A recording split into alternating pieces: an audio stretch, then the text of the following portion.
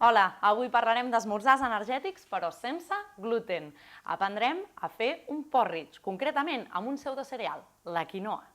El gluten és una proteïna que tenen alguns cereals com el blat, l'ordi, la civada, entre d'altres. Només és perjudicial per a aquelles persones que pateixen celiaquia o sensibilitat al gluten. Per tant, la seva alimentació ha de ser estrictament sense gluten i de per vida.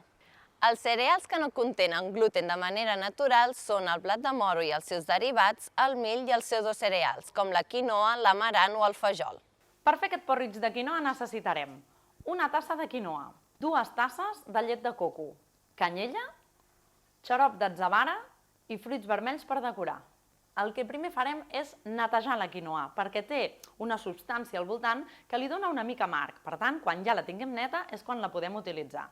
La quinoa, igual com molts altres pseudocereals o cereals, tenen només una cosa que heu de tenir en compte quan en fem la cocció, i és que heu de vigilar molt el volum de líquid que hi poseu. En el cas de la quinoa, sempre serà 2 volums de líquid per 1 de quinoa. Aquí fem una tassa de quinoa i aquí hi ha la quantitat de 2 tasses de llet de coco. Aquesta recepta la podríeu fer amb altres llets vegetals. Jo us proposo la de coco, perquè té aquest gust endolcidor i una miqueta exòtic. També hi posarem una miqueta de canyella, que ens hi donarà molt bon gust i ja sabeu que és un bon antiinflamatori.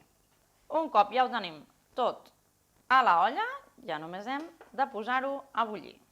Per la cocció, primer posarem el foc a tope, ho deixarem entretapat, i quan veiem que comença a bullir, aleshores baixarem el foc, perquè si no ja sabeu que tot se sobreceix i ho deixa tot brut.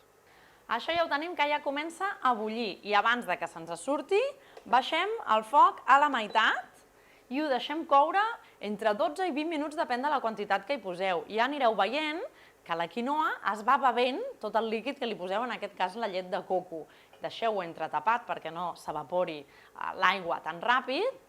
Heu de pensar que el més interessant d'aquesta recepta és que aquest pseudocereal no té gluten per naturalesa, i les persones que no podeu o no voleu consumir gluten, de vegades tenim tendència a comprar masses processats que no són del tot saludables. El millor és poder agafar aliments que ja del seu origen no contenen aquesta proteïna del cereal, i per tant és molt més saludable i també molt més econòmic. Veieu que ja comença a no sortir cap tipus de vapor d'aigua?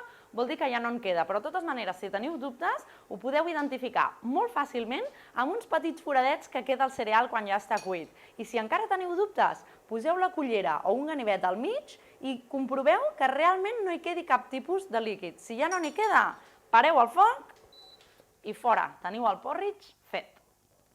Us puc assegurar que, tot i que l'aspecte no és massa bo, com que és molt digestiu, com que us assentarà tan bé i us donarà energia perquè és una font de carbohidrats, tindreu ganes de tornar-lo a fer i de tornar-ne a menjar.